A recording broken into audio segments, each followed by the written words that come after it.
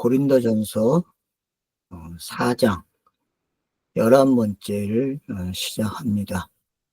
우리가 이제 1장에서 3장까지 계속 이어져 오는 것은 자유, 그리스도 안에서의 자유가 뭔지 계속 이야기하고 있죠. 성경이 말하는 분열, 누구에 속했다? 이런 것들이 중요한 게 아니라는 거죠. 이건 다 그냥 차서 준 것들인데 왜 차서를 가지고 하나만 선택하느냐, 그런 이야기죠.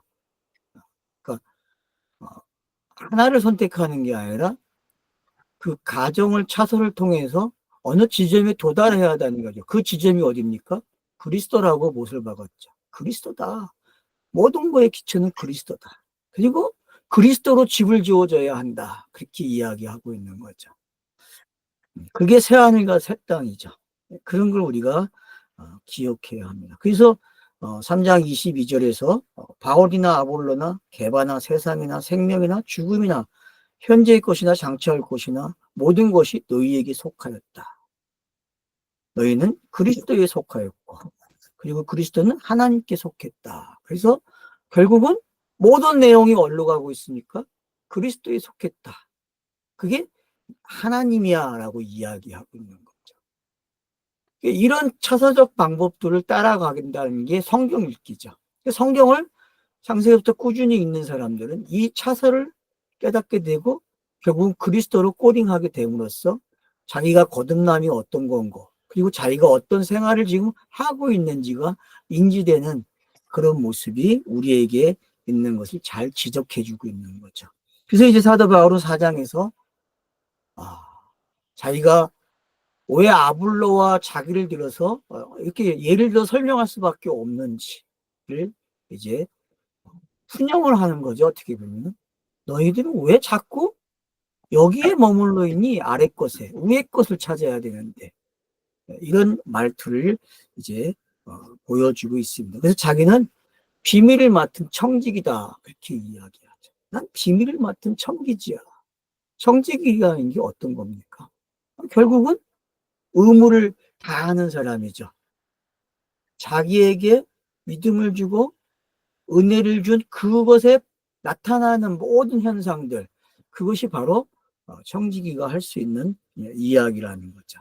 그런 면에서 저와 여러분이 오늘 4장을 통해서 1장, 2장, 3장, 4장까지 오는 결론을 도달하게 돼요. 전체. 그래서 1장에서 4장까지의 어떤 내용으로 왔는지를 좀 더 구체화되는 시간이다. 그렇게 보시면 되겠어요. 그래서 일단 3장 22절 제가 읽어드렸듯이 그리스도에게 속하였다. 그리스도는 하나님께 속했다. 그래서 성경의 모든 내용은 하나의 내용이구나. 많은 차서였고 많은 사람들이 동원되고 많은 역사가 동원되고 긴 시간이 있었지만 그게 꼬링하는 지점 바로 하나님께 간다는 거죠. 임마누엘이라는 것과 같은 의미죠. 그래서 임마누엘은 결국 하나님께 속했다는 거 아닙니까? 그럼 우리가 그분에게 속하는 겁니까? 아니죠. 그리스도 안에 있으므로 그리스도에 속하였으므로 이런 말들이 충분히 성립되는다는 것을 가르쳐주고 있는 거죠. 그래서 1절에 보면 이제 4장 이같이 각 사람은 우리를 그리스도를 돕는 자와 하나님의 비밀 청지기를 같이 여길지어다. 자, 그리스도를 돕는 자 또는 하나님의 비밀의 청지기 같이 여길지어다. 그래서 자기들이 비밀을 맡은 청직이라는 사실을 인정해달라. 사도 바울이 이야기하는 거죠. 이거는 그리스도가 예수로서 복음을 전할 때에 나타난 모습이었어요. 계속 외쳐된 모습이거든요. 땅에서는 이 단어가 매우 중요한 거죠. 그러니까 메신저들이 가져야 될 모습이죠. 메신저는 바로 이런 모습을 가져야 돼요. 자기가 어떤 사람인지. 거듭난 사람이라면은 다 메신저거든요. 그래서 그리스도를 돕는 자다. 또는 하나님의 비밀 청지기로 같이 여길지어다. 이게 사도의 모습이고 제자에서 사도로에 등장하게 되는 모습이죠. 그래서 저와 여러분은 이 모습이 계속 진행되길 원해요. 이게 더 깊이 깨달아지고 알게 되면은 복음의 비밀들이 더 자세하게 드러나겠죠. 이미 드러난 이야기이기 때문에. 그 드러난 일들, 완료된 이야기들이 성경을 읽음으로 하나하나 자리를 찾아가게 되고 짝이 맞춰지게 되고 결국 완성을 내 안에서 이루는 거죠. 저는 그게 이 땅에서의 마지막이라고 생각해요. 우리가 해야 돼. 그러니까 예수 그리스도 안에 있는 사람들은 뭘 해야 되느냐? 아, 내가 그리스도와 한편이야. 그리고 내가 하나님의 비밀을 맡은 청직이야 라고 하는 인식이 매우 중요하다는 거죠. 그리고 사람들 앞에 그렇게 등장해야 한다는 거죠. 그러나 쉬운 건 아니죠. 이 땅에서는. 그러나 그 일을 당당하게 하신 분이 있죠. 그게 바로 공간복음서의 주인공 예수 그리스도죠. 그러니까 사복음서는 분명히 이 이야기를 해주고 있어요. 나는 비밀을 맡은 자로서 그리고 그 비밀이 전달돼야 되기 때문에 나는 이런 청지기적 사명이 있다라고 말을 하는 거죠. 그래서 그리스도의 종이다. 메시지 성경에서는 그렇게 번역을 해요. 난 그리스도의 종이야. 그리스도의 종이다.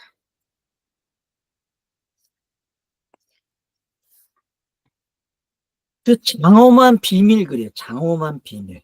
그 번역을 참 잘했죠. 장엄한 비밀이라 이렇게 이야기를 하죠. 이 장엄한 비밀. 맞잖아요. 역사에 설파된 장엄한 비밀을 맡은 사람이 된 거죠. 왜? 이임받았으니까 사도로. 이 모습이 그래서 제가 여러분들에게 제자가 되지 말고 사도가 되라고 이야기하는 거죠. 사도는 장엄한 비밀을 가지고 있는 거예요. 그리고 그 비밀의 내용을 알기 때문에 이야기할 수 있어요. 근데 그 이야기를 하게 되면 청중들이 어떻게 해요? 그리스도는 없어지고 바울에게 오니까 문제가 된 거죠. 그래서 사도 바울이 지금 피를 토하는 거예요. 야, 내가 중심이 아니야. 나가 중심이 아닌데 왜 나에게 관심을 갖니? 왜 아볼로에게 관심을 갖니? 우리는 그게 아니다. 라고 3장에서 설파를 한 거죠. 자, 2절 여기서 더구나 청기들 가운데 구해져야 하는데 곧 어떤 자에게 신실함 또는 믿음이죠. 이 요구되어져야 하는 것이다. 그래서 맡은 자에게 구할 것은 충성이라고 했는데 이 맡은 자에게 구할 것이 충성이라는 단어가 뭐예요? 신실함, 믿음으로 번역이 돼야 한다는 거죠. 그래서 충실하다는 단어는 좀 번역이 좀 잘못된 것 같아요. 제가 봤을 때는요. 그러니까 물론 뭐 신뢰 속에서 이루어지는 거죠. 충실이라는 거는 뭐 그렇게 이야기할 수 있지만은 그래서 비밀을 맡은 일꾼이고 또 그것에 따라서 이제 자기가 어떤 사람인지를 분명하게 하고 있다는 걸 알 수 있죠. 그래서 충성이라는 단어를 찾아보게 되면은 결국은 피스토스거든요. 결국은 믿음이거든요. 믿음. 신실한, 믿는, 신뢰하는, 확신하는, 진실한. 그래서 3982 어근을 쫓아가면은 확신하다, 화해하다, 진정시키다, 뭐 동의하다, 의존하다 이제 이렇게 바뀌고 있어요. 그러니까 여러분들이 이런 것들이 어떤 건지 이해가 되는 거죠. 그러니까 자기에게 요구되는 게 뭔지 믿음이잖아요. 그러면 여러분 믿음의 주체는 누굽니까? 우리가 아니잖아요. 그 하나님이잖아요. 그 하나님의 믿음의 선물이 있어야만 우리는 그 믿음을 이야기할 수 있어요. 그러니까 결국은 모든 게 어디서 출발해요? 그 하나님으로 시작하고 끝도 그 하나님으로 끝이 난다는 거죠. 그러니까 우리가 복음을 전하는 것, 비밀을 맡은 자 이런 개념들은 다 그 하나님의 계획 속에 그래서 우리가 하나님의 뜻으로 시작했잖아요. 1장 1절에서. 하나님의 뜻. 그 하나님의 뜻이 펼쳐지는 그 과정을 잘 펼쳐놨다고 보시면 되는 거죠. 그래서 믿음이나 충성, 신실함 이런 것들이 이제 뭔지 우리가 요구되어야 한다는 게 결국 요구된 게 뭡니까? 이거는 우리 것이 아니죠. 그거는 그리스도죠. 예수가 그리스도 된 게 요구되어진 거죠. 그렇게 이해를 하신다면은 혼동이 없을 것 같아요. 3절. 그러나 내게는 이것이 작은 것이니. 자, 자기가 비밀 맡은 거에 대한 것을 그럼에도 불구하고 영광스러운 거잖아요, 사도는. 근데도 불구하고 작은 거다 이야기예요. 내가 너희에 의해 판단받는 것이나 사람의 법정의 날에 의해서 그러나 아무에게도 나는 내 자신이 판단하지 않는다. 결국은 뭡니까? 작은 거지만 그렇지만 뭐다? 판단받을 수 없다라고 이야기하는 거예요. 어떤 곳에서도. 이게 뭔지만 알게 된다면은 우리가 복음을 받아들이는 입장이 뭔지 알게 되는 거죠. 이게 요한복음 가면은 여러분들이 5장과 6장에 7장 뭐 잘 읽어보세요. 계속 변론되고 있는 내용들. 그러면 너희들 왜 나를 판단하니?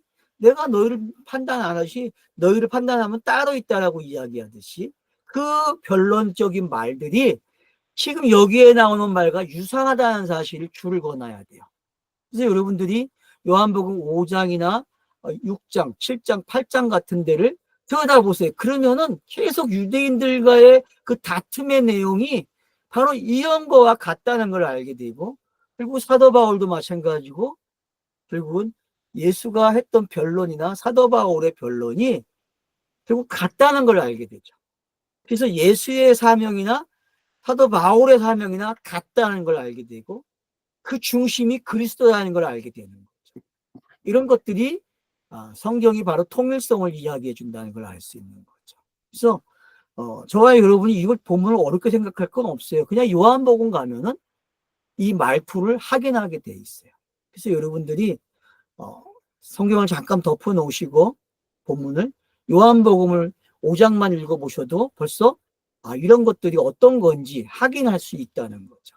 이게 확인이 되니까 지금 이런 것들이 이미 예수가 유대인들과의 대화 속에서 다툼 속에서 일어났던 이야기들이구나. 그래서 결국은 판단하는 자가 하나님께 가는 거죠. 왜? 땅의 것으로 판단되지 않는다는 걸 이야기하는 거예요. 땅의 어떤 가치나 어떤 기준이 복음을 하나님의 그 장엄한 비밀을 어떻게 해요? 판단할 수 없죠. 왜? 알지도 못하는데 어떻게 판단을 해요? 그러니까 결국은 판단하는 사람들은 누구라는 거예요, 결국은? 뭔가 이상한 사람들이라는 걸 가르쳐 주고 있는 거예요. 그 사람들은 영이 아니야라고도 이야기하는 거죠. 메시지, 사도의 메시지를 선포하고 있는데, 복음을 선포하고 있는데, 그게 아니다. 어떤 사람에게 속한 걸로 가져간다면 그건 잘못된 거죠. 그러니까 오늘날의 교회의 유형은 상당히 위험한 유형이죠. 여러분들이 메시지 성경을 읽어보게 되면 번역을 또 재밌게 해놨어요. 아주. 제가 한번 읽어드릴게요. 여러분이 나를 어떻게 생각하든 사람들이 나를 어떻게 평가하든 그것이 내게는 조금도 중요하지 않습니다. 나는 내 자신을 평가하지 않습니다. 그러한 일로 비교하는 것은 무의미합니다. 나는 여러분이 좋은 안내인이 되기에 어긋날 만한 일을 한 적이 없습니다. 그렇다고 내가 대단하다는 뜻은 아닙니다. 그런 판단을 내리시는 분은 주님이십니다. 그래서 요한복음의 말투를 정말 잘 반영해 준 번역이라고 저는 생각해요. 이 번역이. 물론 뭐 헬라어를 여러분들이 이제 단어를 찾아보면 아시게 되겠지만은 요한복음 5장에 나온 단어들이 제가 봤을 때 여기에 다 동원된 거라 생각해요. 그걸 여러분들이 염두에 두시면 좋을 거라 저는 말씀을 드립니다. 그러므로 나는 어떤 것도 내 자신에 대해서 함께 나누지 않을 것이니. 자, 이제 4절이 아주 재미나는 표현이죠. 그렇다고 내가 대단하다는 뜻이 아니다. 그런 판단을 내리신 분은 주님이십니다. 라고 이야기했어. 그러니까는 결국 4절에 표현하고 있는 게 뭐예요? 그러므로 난 어떤 것도 내 자신에 대해 함께 나누지 않을 것이니 이것은 무죄가 되지 않는다. 그러나 나를 판단하시는 분은 주님이시다. 이렇게 함으로써 자기 자신에 대해서 자신에 대해서 평가하지 않는 게 어떤 건지를 잘 이야기하고 있다는 거죠. 왜? 자기는 이미 땅의 걸 추월했기 때문에 그러는 거예요. 땅의 요소에 자유를 얻은 사람은요, 이 표현을 할 수 있는 거죠. 그래서 저와 여러분도 성경 읽으면서 이 차원까지 와야 돼요. 2차선까지. 그래서 누구에게도 판단을 받자. 왜? 땅의 걸 가지고 있으면 판단이 돼요. 땅의 것을. 근데 땅의 것이 아닌 하늘의 것, 그리스도 것을 가지게 되면요, 그걸 맡은 자의 비밀로 알게 되면은 평가가 될 수 없다는 거죠. 왜? 땅의 걸 가지고는 절대 기준이 안 되기 때문에, 평가 기준이요. 근데 세상에 있는 사람들, 교회를 다니든 누구든 간에 다 영을 평가하고 세상의 방법으로 그걸 진단하고 결론을 내리고 그걸 가지고 살아가고 있다는 거예요. 얼마나 어리석어. 그러니까 자신이 자신을 계속 판단하는 거예요. 왜? 그 한계에 자신을 메워놓기 때문에 그런 거죠. 그래서 제가 말하는 프리덤, 자유를 깨달아야 된다는 거예요. 그 자유를 깨닫는 자만이 지금 이 사도 바울이 외치고 있는, 변호하고 있는 자신의 편지가 어떤 건지를 변호하고 있다는 걸 잘 알려주고 있는 거죠. 내가 너희에게 설포한 메시지는 땅의 게 아니야. 그건 하늘의 거야. 하늘의 장엄한 비밀인데 그 비밀을 내가 설파해 줬는데 왜 너네들은 누구누구를 맞춰서 가니? 이건 아니야. 이건 그냥 가정이야 라고 설명하고 있다. 그러니까 여러분이 가지고 있는 것이 나쁘다, 좋다를 이야기하는 게 아니에요. 저는 그걸 여러분에게 이야기하는 게 아니란 말이에요. 여러분이 가지고 있는 걸 가지고 그걸 뛰어넘고 뛰어넘어서 결국은 어디까지 가라는 거예요? 프리덤까지 가라는 거예요. 자유의 세계. 어떤 것에도 매이지 않는 그 세계까지 가라는 거죠. 그게 영의 세계이기 때문에 그래요. 어떤 사람들은 제가 영에 대해서 말하지 않는다 그래요. 좀 말하고 싶지 않아요. 왜요? 땅에 어떤 걸 가지고 이거 이렇다라고 비교하기 시작하면 영은 가짜가 된단 말이에요. 제가 그 이상 안 하는 거예요. 그래서 각자 깨달으라고 이야기하는 거예요. 표현하는 순간 제가 이미 인지해도 그건 가짜가 된다니까요. 어떤 의미에서는요. 그러니까 여러분들이 제가 얼마나 신중한지를 아셔야 돼요. 바로 이런 본문과 잘 어울리는 메시지죠.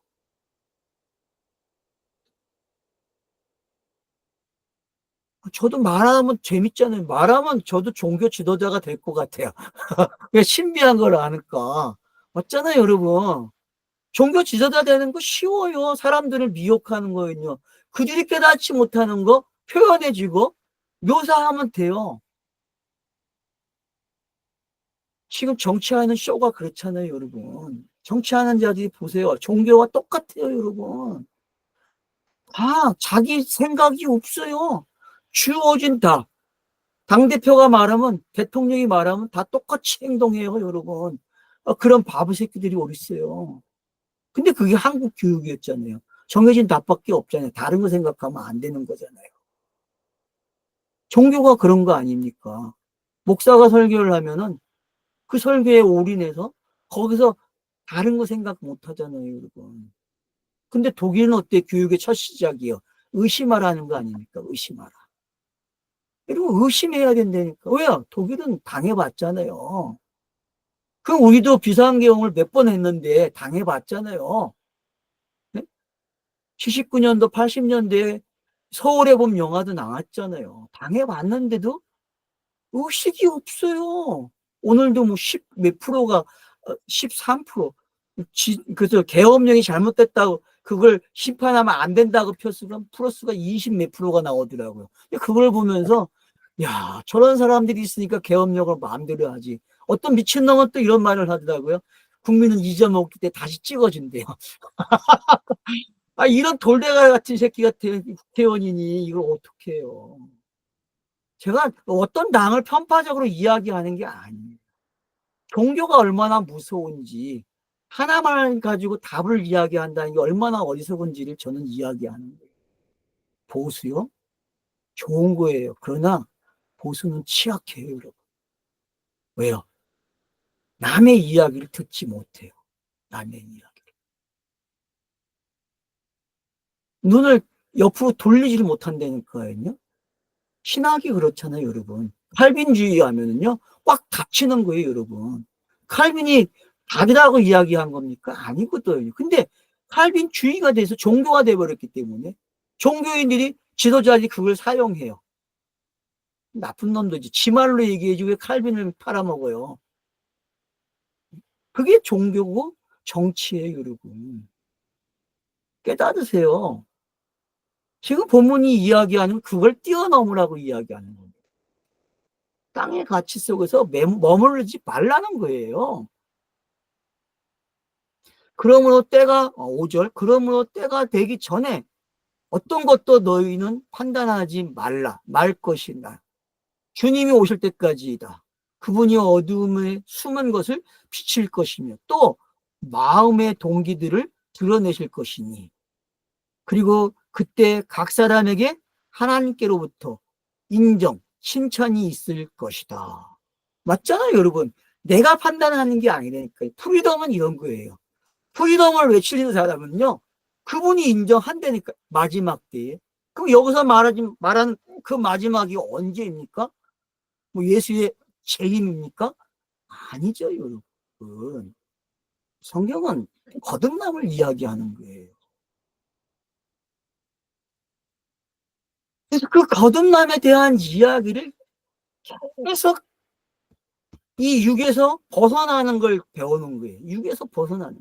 계속 성경 읽기는요, 이 땅의 삶은요, 벗어나는 걸 공부하는 거예요.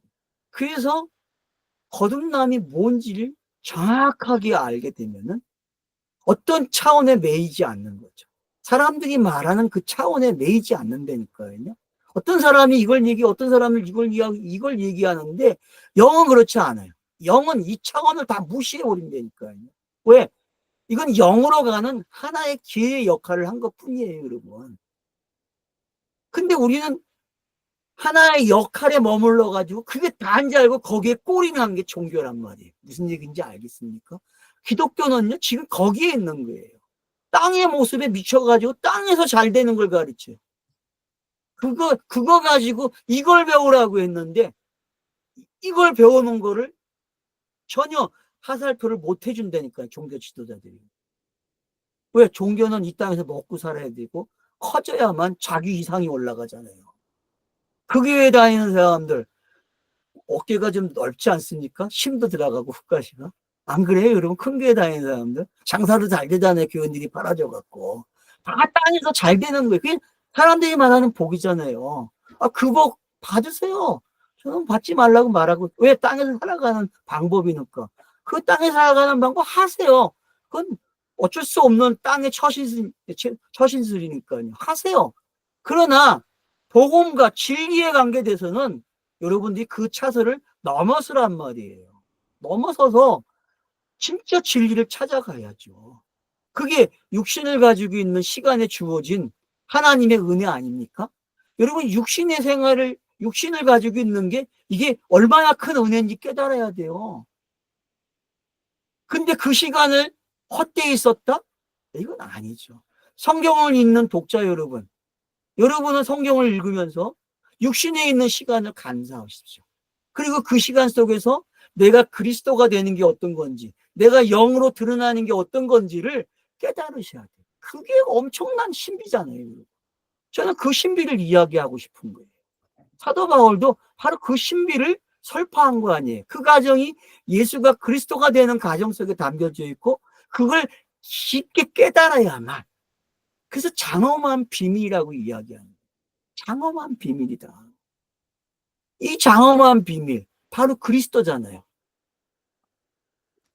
그게 성경 전체의 이야기고 구약이 요구한 거잖아요. 메시아가 와야 한다. 이런 관점들이 잘 이해가 되신다면은 엄청난 일들이 일어나는 거죠. 그래서 하나님께로부터 인정을 받고 하나님께로부터 칭찬 듣는 일은 뭐밖에 없다? 예수가 공간복음에서 한 것처럼만 하면 되는 거예요.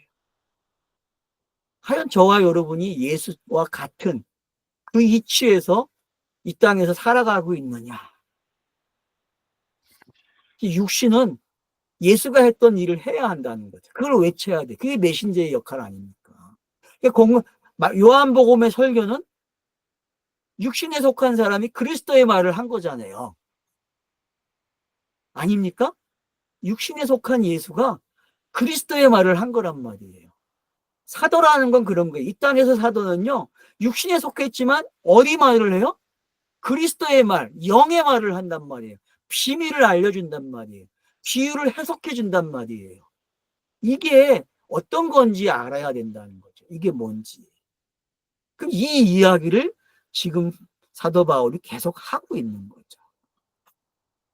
그러나 형제들아, 이것들을 나는 너희를 인하여 내 자신과 또 아볼로에게 행동을 바꾸었으니 우리 안에서 너희는 기록되어진 것을 능가해서 배우지 말라는 것이다. 그리하여 한 사람도 각자를 위하여 서로에 대하여 교만하지 않도록 함이라. 그러니까 기록되어진 것 외에는 생각하지 않아야 된다는 걸 가르쳐 주는 거죠. 교만하지 않도록 서로에게 어떻게 해야 돼요? 그러니까 각 사람에게 아볼로와 바울을 통해서 가르쳐진 그 내용이 하나의 내용이었고, 그 내용을 외에 다른 걸 갖지 말라는 게 어떤 건지 이미 그 당시에는 벌써 각자가 다 메신저가 돼가지고 많은 사람들이 돌아다니는 시기잖아요. 벌써 이단이 등장하고 있잖아요, 여러분. 이 시기에 벌써. 그러니까 그런 것들을 염두에 두고 지금 사도 바울이 이야기하고 있다는 것을 알 수 있습니다. 유다서를 제가 한번 여러분과 공부를 하고 싶어요. 왜냐하면은 유다서를 통해서 이단이 뭔지를 배우면 좋을 것 같아요. 이단이 뭔가.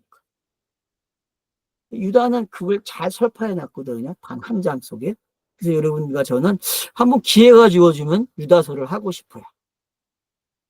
그래서 6절에 있는 말씀이 뭔지 이해가 되신다면은 어떤 건지 이해가 되는 거죠. 그래서 이는 누가 너희를 구분하느냐. 그러나 너는 내가 받지 않은 것을 너는 가르치고 있느냐. 그러나 만일 너가 그것을 받았으면 너가 받지 않은 것 같이 그것을 자랑하느냐.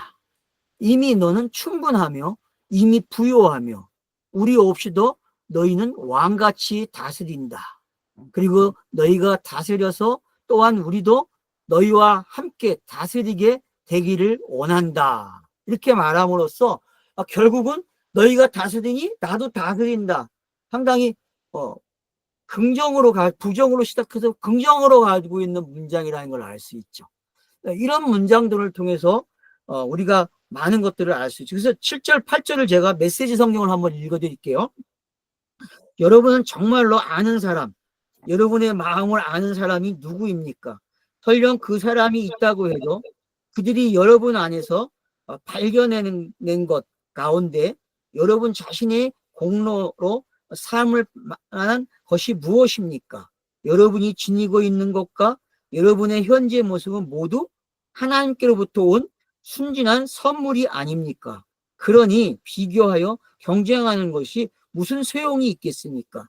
여러분은 이미 필요한 모든 것을 가졌습니다. 여러분이 감당할 수 있는 것보다 더 많은 것을 하나님에게서 받고 있습니다. 여러분은 아볼로나 나를 제쳐둔 채 세상에 하나님의 지으신 세상 꼭대기에 앉아 있군요. 우리도 거기에서 여러분과 나란히 앉아 봤으면 좋겠습니다. 이렇게 이야기하면서 번역의 뉘앙스를 잘 아시게 되면은요, 결국은 이 7절과 8절이 아주 중요하다는 걸 알 수 있죠. 무슨 내용입니까, 결국은? 그래, 너희들이, 이거 왕자리에 앉아있네? 그러면 나도 너희가 함께 왕자리에 앉고 싶다. 내용이 같다면요. 가지고 있는 메시지가 같다면은 괜찮다는 거예요, 여러분. 왕자리에 앉는 거.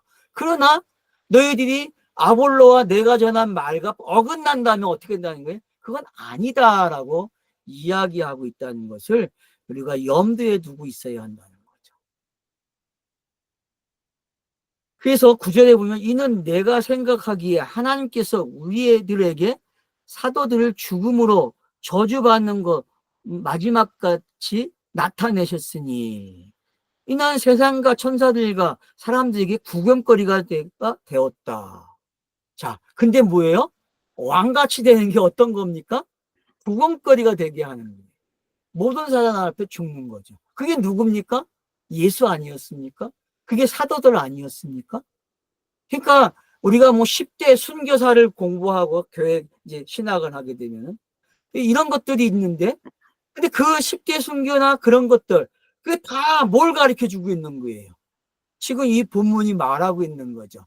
왕 같은 자리에 앉고 싶은데 이 땅에서 왕이 되는 순간 뭐가 있다? 죽는다는 거죠. 예수가 왕이 되는 순간 어떻게 됐습니까? 죽었잖아요, 여러분. 이걸 깨달아야죠. 그러니까 이 메시지는 예수 그리스도로 가야 돼요. 지금 본문의 내용들이 전부 다. 근데 이걸 우리의 이야기 고린도 교회의 역사적 상황에서 멈춘다? 안 돼요. 본문 풀리지 않습니다, 여러분.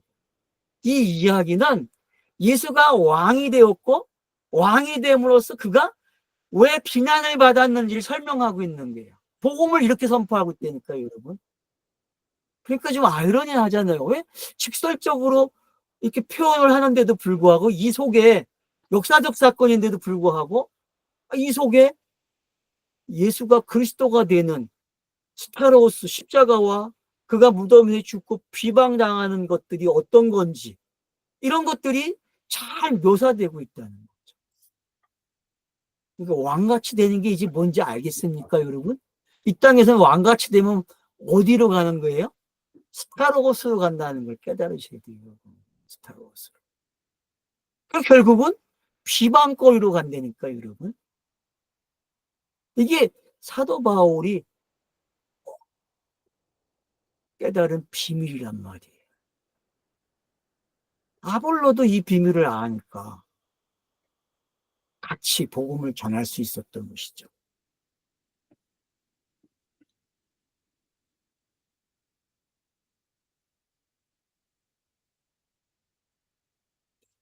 그러니까 우리는 세상과 천사들과 사람들에게 구경거리가 되었다는 게 어떤 건지 알아야 돼요. 복음의 현실이 그래요. 예수가 전한 복음이 그리스도라고 했듯이 지금 우리가 복음을 선포하게 되면 구경거리가 되는 거예요. 모든 자들. 왜? 이들이 증인이 되기 때문에. 아, 저가 하나님의 아들이었다라고 하는 말과 되어진다니까요, 가정이요.